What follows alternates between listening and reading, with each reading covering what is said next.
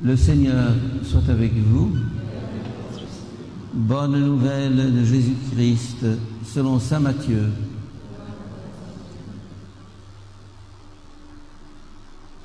Jésus disait à la foule ces paraboles.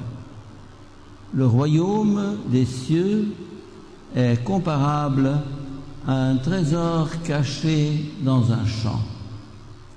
L'homme qui l'a découvert le cache de nouveau. Dans sa joie, il va vendre tout ce qu'il possède et il achète ce champ. Ou encore, le royaume des cieux est comparable à un négociant qui cherche des perles fines. Ayant trouvé une perle de grande valeur, il va vendre tout ce qu'il possède et achète la perle. Acclamons cette parole de Dieu. Vous avez lu L'alchimiste de Paul Coelho? C'est un livre qui m'a beaucoup marqué. C'est une manière de traduire l'Évangile dans un langage contemporain. Un jeune homme, Santiago, ayant quitté le séminaire, a décidé de garder des moutons près d'un vieux couvent abandonné. Il est heureux avec ses moutons, non loin de Séville, en Espagne,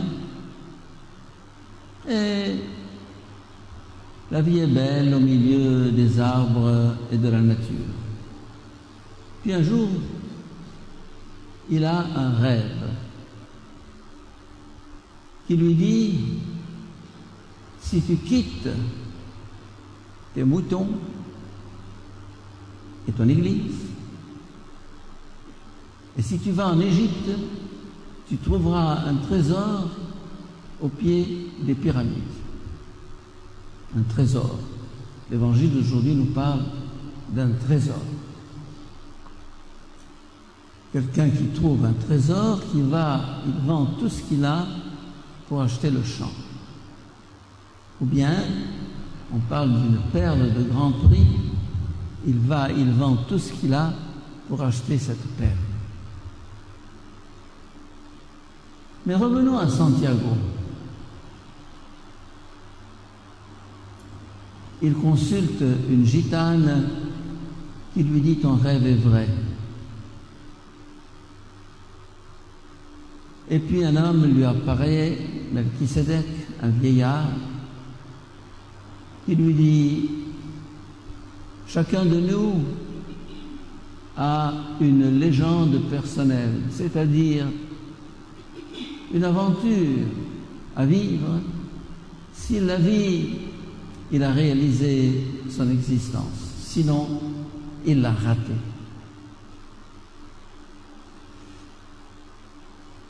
Et alors, Santiago se dit: je suis content, je suis heureux là où je suis, avec mes moutons, le soleil, les arbres, le calme, la nature. Qu'est-ce que je vais aller risquer? Partir au fin fond du monde pour un trésor aléatoire? Est-ce que c'est vrai? Est-ce que c'est pas vrai? Et nous le voyons hésiter, réfléchir. Et puis finalement, un jour, il descend le long de la colline jusqu'au port, où il voit des navires se balancer dans la mer. Et il se dit: je pars ou je pars pas?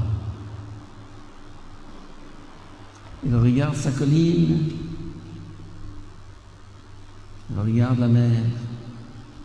La colline, c'est sûr, c'est là, c'est tranquille, c'est garanti. La mer.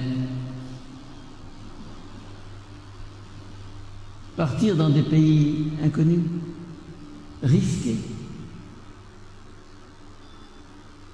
Et finalement, il se décide. Il va, il vend ses moutons, il quitte son ermitage et il s'embarque.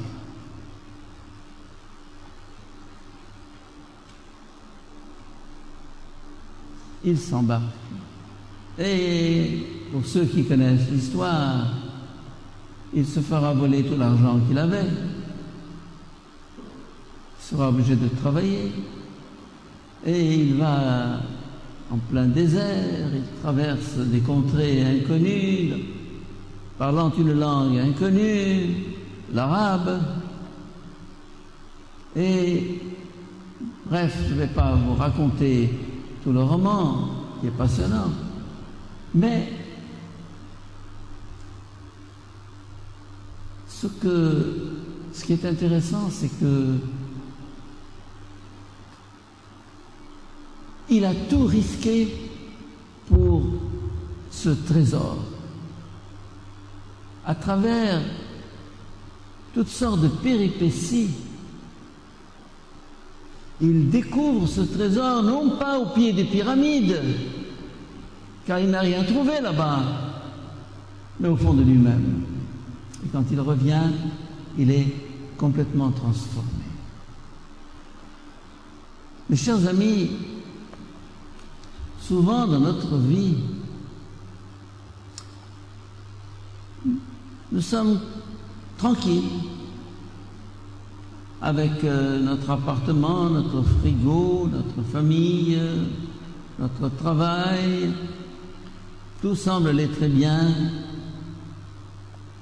Et vient un jour un appel. Un appel.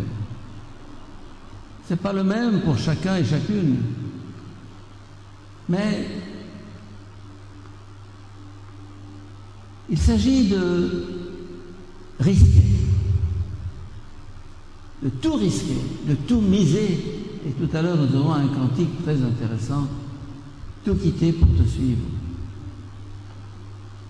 Je pense aux apôtres.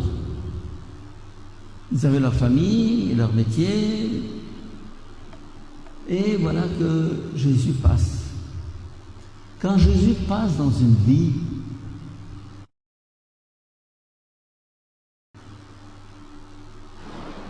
et voilà que cet homme a décidé de tout partir, de tout quitter, se lancer dans une aventure. Il a été dans un camp de réfugiés pendant 1 ou 2 ans. Il a été dans un pays étranger. Il a dû apprendre des langues étrangères qu'il ne connaissait pas.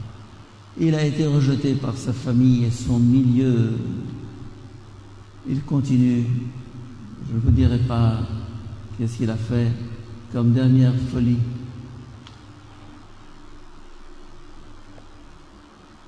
En fait, ça ne se présente pas toujours sous la forme d'un départ de la famille, départ du pays, changement de religion, non. Mais ça peut se présenter sous une autre forme. Un appel à la vocation. Actuellement, beaucoup de jeunes disent « Oh, la vocation, ça fait partie du passé ». Des gens comme le père Masson, le père Boulade, oui, c'est des vieux. Ils ont pu risquer tout ça. Mais aujourd'hui, c'est pas la mode. Aujourd'hui, on se fait un avenir, on prend des diplômes, on fait de l'argent, on se marie, on a des enfants. C'est très bien, il n'y a pas de problème. Mais il arrive qu'on est pris d'un coup de folie. Tout lâcher, tout quitter. parce qu'on sent que l'appel est plus fort. On sent qu'il y a un trésor caché quelque part, devant, loin, et que il faut couper la corde. Il faut couper la corde. Ça, c'est une vocation. Mais ça peut se présenter autrement qu'une vocation, qu'un départ, qu'un engagement, qu'une consécration. Ça peut se présenter sous forme d'une tentation, un film, une relation qui vous séduit, qui vous envoûte, qui vous aliène. Ah, si je l'ai, ma vie sera un paradis. Mais tu es marié.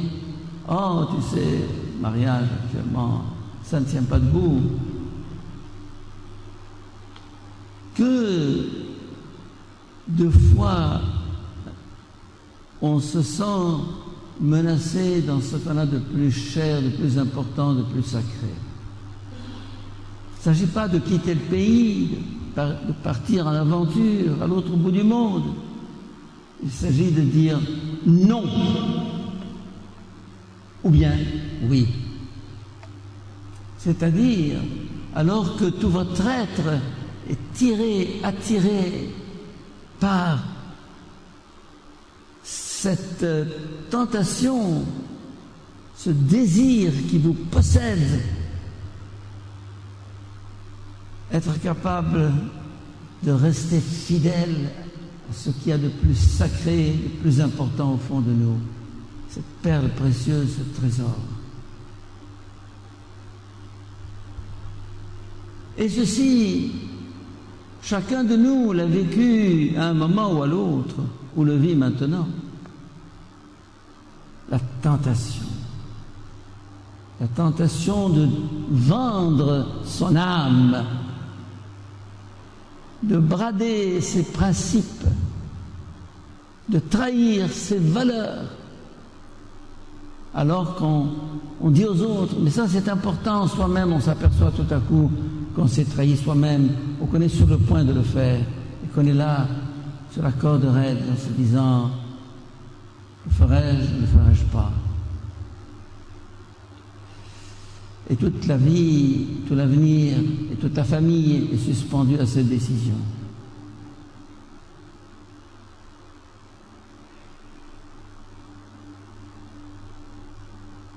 Oui.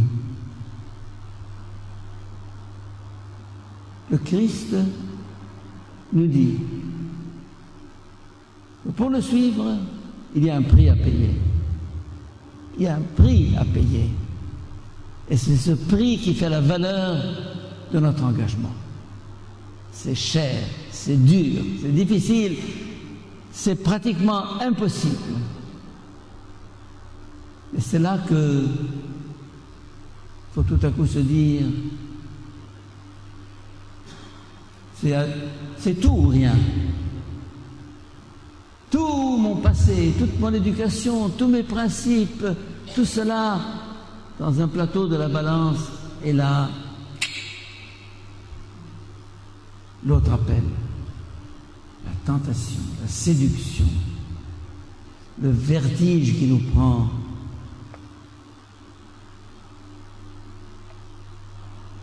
Je vous raconterai un petit récit que je lisais quand j'avais 15 ans, 16 ans.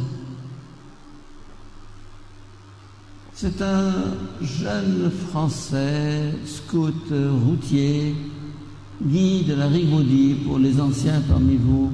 Ils ont peut-être lu son petit livret « Étoile au grand large ». Eh bien, Guy avait quitté la France et avait fait le tour du monde. À pied, à cheval, en bateau, il allait, et un jour, en Amérique latine, il se trouve face à face avec une jeune fille splendides, merveilleuses, qui s'offraient à lui. Il était seul avec elle. Et dans ce texte que je peux vous passer, il dit ceci: il n'y avait qu'une chose à faire, je ne l'ai pas faite. Une chose à faire, c'est-à-dire sauter sur elle. Je ne l'ai pas faite.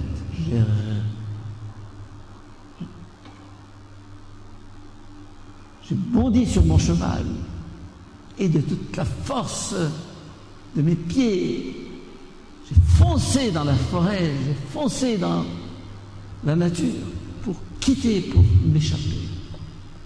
Il ne l'a pas fait. Et il dit à quel point ceci a été pour lui un arrachement. Mais il a découvert que cette seule chose à faire, il ne l'a pas faite. Et que pour être fidèle à lui-même, à ses principes, à ses valeurs, à tout son passé, à sa conscience, à son âme, il a dit non. Je dis ça parce que souvent dans notre vie, nous nous trouvons face à un choix qui engage beaucoup de choses, en tout cas qui engage notre âme. Sommes-nous capables de tout vendre, de tout sacrifier pour acheter cette perle précieuse? C'est pas évident, c'est pas naturel. Humainement, c'est pas possible. Mais Dieu est le maître de l'impossible.